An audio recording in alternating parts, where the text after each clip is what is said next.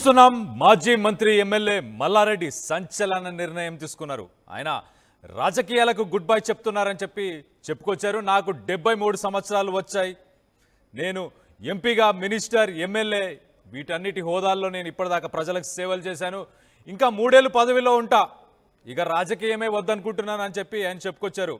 మంచిగా కాలేజీలు ఉన్నాయి, నాకు యూనివర్సిటీలు ఉన్నాయి, నడిపించుకుంటాను, హ్యాపీగా ఇలానే లైఫ్ లీడ్ చేస్తాను. 73 సంవత్సరాలు వచ్చాయి, ఇంకా రాజకీయాలు చాలు, రాజకీయాలకు గుడ్ బై అని ఆయన చెప్పుకొచ్చారు. ఆయన ఏం మాట్లాడారు ఒక్కసారి ఆయన మాటల్లో వినే ప్రయత్నం చేద్దాం. ఇప్పుడు రాజకీయంగా బీజేపీ వైపా, తెలుగుదేశం వైపా, లేక టీఆర్ఎస్ వైపా కాదు. నేను ఇప్పుడు టీఆర్ఎస్లో ఉన్నా. నేను ఇప్పుడు ఏ వైపు చూసేటట్టు కూడా లేదు. ఇప్పుడు నాకు కూడా 73 సంవత్సరాలు అయింది. ఇంకా ఏ వైపు చూడవలసిన అవసరం ఏముంది? ఇప్పుడు నేను ఎంపీ అయినా, మినిస్టర్ అయినా, మళ్ళీ ఇప్పుడు ఎమ్మెల్యే అయినా, ఇంకా 3 ఏళ్ళు ఉంటా. నేను రాజకీయమే వద్దనుకుంటున్నా. ప్రజలకు సేవ చేసి మంచి కాలేజీలు, యూనివర్సిటీలు నడిపిస్తామని అనుకుంటున్నా. ఇప్పుడు రాజకీయంగా బీజేపీ వైపా, తెలుగుదేశం వైపా, లేక టీఆర్ఎస్ వైపా కాదు. నేను ఇప్పుడు టీఆర్ఎస్లో ఉన్నా. నేను ఇప్పుడు ఏ వైపు చూసేటట్టు కూడా లేదు. ఇప్పుడు నాకు కూడా 73 సంవత్సరాలు అయింది.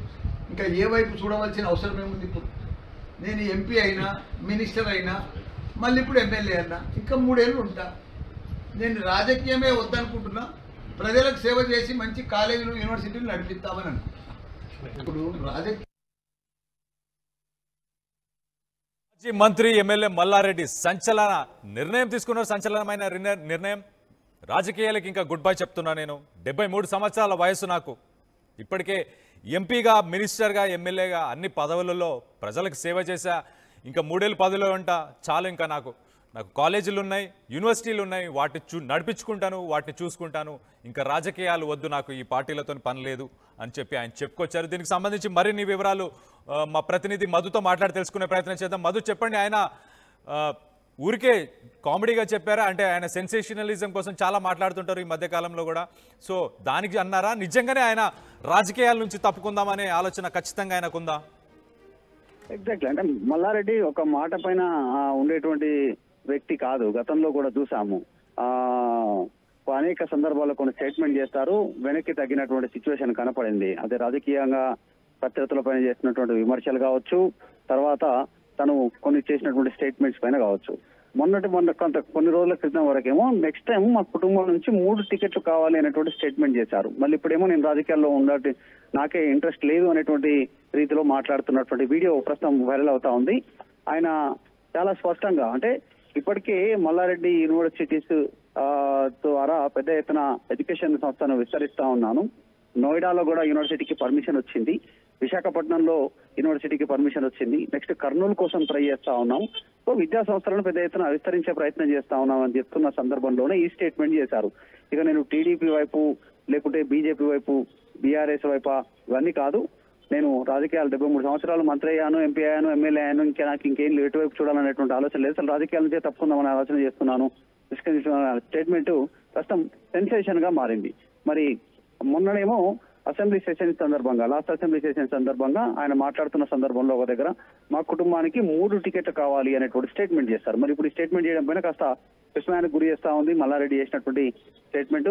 నిజంగానే మల్లారెడ్డి రాజకీయాల నుంచి తప్పుకోనున్నారా అనేటువంటి చర్చ ఉంది. ఎందుకంటే పొలిటికల్ గా ఆయన కొన్ని కామెంట్స్ చేస్తూ ఉంటారు పదే పదే, చాలా సెన్సేషన్ అవుతూ ఉంటాయి ఆయన చేస్తున్నటువంటి కామెంట్స్. కాబట్టి ఇప్పుడు ఈ స్టేట్మెంట్ చేయడం పైన పెద్ద ఎత్తున చర్చ కొనసాగుతా ఉంది.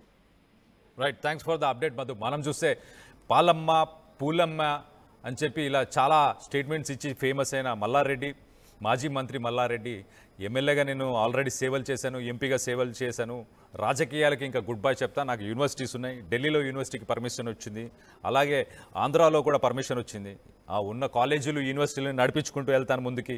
73 సంవత్సరాల వయసు ఉంది నాకు ఇప్పుడు, ఇంకా చాలు, ఈ పార్టీ ఆ పార్టీ అని ఏ పార్టీతో నాకు సంబంధం లేదని ఇప్పుడు చెప్పుకొచ్చారు. కానీ గతంలో మనం చూస్తే కనుక ఆయన మా ఫ్యామిలీకి 3 టికెట్లు కావాలి, 2 టికెట్లు కావాలి అని పార్టీని టికెట్స్ కోసం కోరినట్టు కూడా మనకు అర్థమవుతుంది.